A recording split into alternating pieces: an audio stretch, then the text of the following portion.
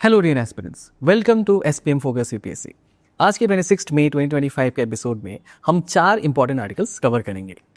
सबसे पहले बात करेंगे इंडिया के सेंट्रल आर्म पुलिस फोर्सेस के स्ट्रक्चर और उनके मैंडेट की।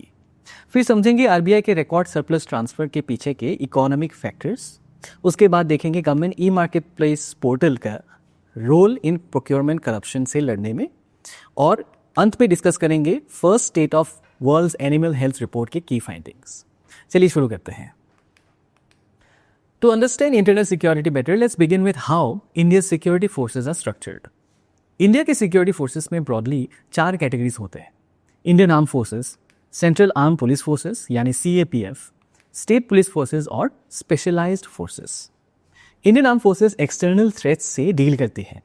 आर्मी, नेवी और एयरफोर्स इसमें आते हैं। CAPF mainly internal security maintain करते हैं, जैसे CRPF, CISF, BSF, ITBP, SSB और असम राइफल्स। हर एक फोर्स का अपना स्पेसिफिक मैंडेट होता है। सीआरपीएफ का काम है लॉ एंड ऑर्डर मेंटेन करना, मिलिटेंसी और लेफ्ट विंग एक्सट्रीमिज्म से निपटना। सीआईएसएफ स्ट्रेटेजिक इंस्टॉलेशंस जैसे एयरपोर्ट्स, पावर प्लांट्स को सिक्योर करता है और कुछ प्राइवेट एंटिटीज को सिक्योरिटी भी देता है ऑन पेमेंट बेसिस। वही बीएसएफ पाकिस्तान और बांग्लादेश बॉर्डर्स को गार्ड करता है, जबकि सेंसिटिव इंडो पाक बॉर्डर एरियाज में आर्मी डिप्लॉयड होती है। आईटीबीपी चाइना बॉर्डर यानी इंडो तिब्बतन रीजन में विजिल मेंटेन करता है। इन्हें हिमवीर्स भी कहा जाता है। एसएसबी इंडो नेपाल और इंडो भूटान बॉर्डर सिक्योर करता है। वही असम राइफल्स जो 1835 में बनी थी, इंडो म्यांमार बॉर्डर पे तैनात होती है। अगर एडमिनिस्ट्रेटिव कंट्रोल की बात की जाए तो सीएपीएफ को ministry of home affairs control करता है, लेकिन असम राइफल्स के केस में डुअल कंट्रोल होता है। एडमिनिस्ट्रेशन होम मिनिस्ट्री के पास, लेकिन ऑपरेशनल कमांड इंडियन आर्मी के अंडर होती है। सुप्रीम कोर्ट का रिसेंट रूलिंग भी इंपॉर्टेंट है इसी मामले में। अब 1986 से लेकर आज तक के सीएपीएफ के ग्रुप ए ऑफिसर्स को ऑर्गेनाइज्ड सर्विसेज के रूप में रिकॉग्नाइज किया गया है। इससे आईएएस, आईपीएस जैसे ऑफिसर्स के बराबर पे और कैरियर प्रोग्रेशन मिलेगी। इसी टॉपिक पर एक प्लीज प्रैक्टिस क्वेश्चन दिया गया है, इसका आंसर आप कमेंट सेक्शन में दे सकते हैं। चलिए अब आगे बढ़ते हैं और समझते हैं आरबीआई के रिकॉर्ड डिविडेंड ट्रांसफर का इकोनॉमिक कॉन्टेक्स्ट। आरबीआई ने फाइनेंशियल ईयर 2024-25 के लिए रुपीज 2.69 लाख करोड़ का सरप्लस गवर्नमेंट ऑफ इंडिया को ट्रांसफर करने का अनाउंसमेंट किया है। ये अब तक का सबसे बड़ा डिविडेंड है। इसके पीछे के रीजंस है आरबीआई की स्ट्रॉन्ग अर्निंग्स, जो लार्ज डॉलर सेल से आई जब रुपी को स्टेबलाइज किया गया था, और फॉरेन एसेट से मिला high returns due to rising global interest rates. इस डिविडेंड का इम्पैक्ट ये होगा कि गवर्नमेंट फाइनेंसेस को बूस्ट मिलेगा और फिस्कल डेफिसिट में 0.2% तक की रिडक्शन हो सकती है, specially useful before the budget 2025 and 26। अब बात करते हैं इकोनॉमिक कैपिटल फ्रेमवर्क की, यानी ईसीएफ, जो 2019 में बिमल जलान कमेटी के रिकमेंडेशन पर अडॉप्ट किया गया था। इस फ्रेमवर्क के थ्रू आरबीआई अपने अर्निंग्स का कुछ हिस्सा कंटिजेंसी रिस्क बफर में रखती है, जिसे हम सीआरबी कहते हैं, बेसिकली एक emergency fund. Bimal Jalan committee ने सजेस्ट किया था कि सीआरबी 5.5% से 6.5% होना चाहिए, और अभी आरबीआई ने 7.5% मेंटेन किया हुआ है डिस्पाइट दिस रिकॉर्ड ट्रांसफर। तो रिजर्व भी स्ट्रांग है और गवर्नमेंट सपोर्ट भी मिल गया है। आरबीआई अपने प्रॉफिट्स का कितना पार्ट रिजर्व में रखे और कितना गवर्नमेंट को दे, इस पे पास्ट में भी कई कमेटीज बन चुकी है। इसी टॉपिक पर एक प्लीज प्रैक्टिस क्वेश्चन दिया गया है, इसका आंसर आप कमेंट सेक्शन में दे सकते हैं।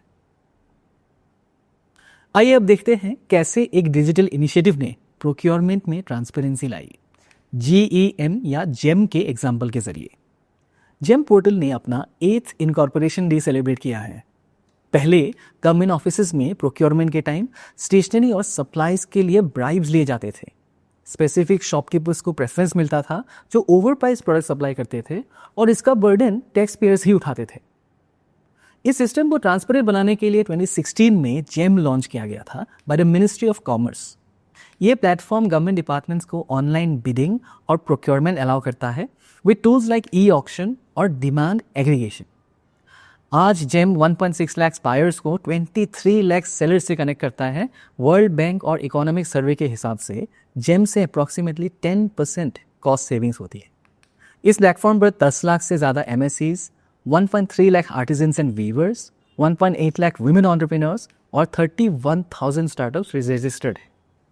जेम एक रियल लाइफ एग्जाम्पल है कि कैसे टेक्नोलॉजी गवर्नेंस को ट्रांसपेरेंट, इंक्लूसिव और एफिशिएंट बना सकती है।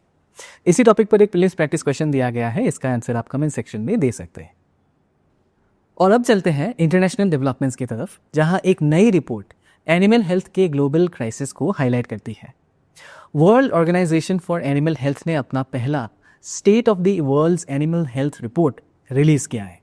इस ऑर्गेनाइजेशन का हेडक्वार्टर पेरिस में है और ये 1924 में एस्टैब्लिश हुई थी एस ऑफिस इंटरनेशनल डेस एस्पीजूतिस, जिसका नाम 2003 में बदलकर WOAH रखा गया था, या फिर वो का एम है टाइमली इंफॉर्मेशन शेयर करना अबाउट एनिमल डिजीजेस और ग्लोबली एनिमल हेल्थ इंप्रूव करना, ताकि दुनिया सेफर और मोर सस्टेनेबल बन सके। इस रिपोर्ट्स के दो मेजर फाइंडिंग्स है। पहला, shifting disease patterns. Infectious animal diseases नए जोग्राफिकल एरियाज में स्प्रेड हो रहे हैं और इनमें से 47% डिजीजेस जूनोटिक है, यानी एनिमल्स से ह्यूमन तक स्प्रेड हो सकती है। दूसरा फाइंडिंग है राइजिंग इंटेंसिटी। डिजीजेस जैसे African swine fever, avian influenza और फुट एंड माउथ डिजीज सिर्फ फ्रीक्वेंट ही नहीं बल्कि उनका इम्पैक्ट भी ज़्यादा सिवियर हो रहा है। ये रिपोर्ट इंपॉर्टेंट है स्पेशली पोस्ट पैंडेमिक वर्ल्ड में, जहां जूनोटिक डिजीजेस का ह्यूमन हेल्थ पर डायरेक्ट इम्पैक्ट देखने को मिल रहा है। इसी टॉपिक पर एक प्रीवियस प्रैक्टिस क्वेश्चन दिया गया है, इसका आंसर आप कमेंट सेक्शन में दे सकते हैं।